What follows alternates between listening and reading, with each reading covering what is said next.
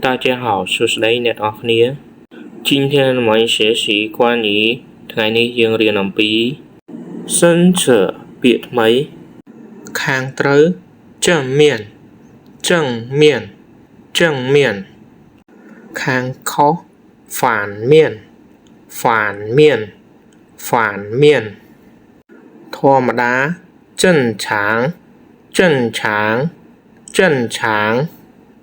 ត្រឹមត្រូវពិតប្រាកដ正确正确正确ប្រតិកម្ម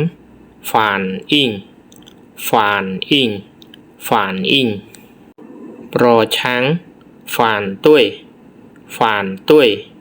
反对ខ្ពើម反感反感反感反感ខ្ពើមកុំភ្លេច share ទុករៀនទាំងអស់គ្នាជួបខ្ញុំនៅវីដេអូក្រោយបាយបាយ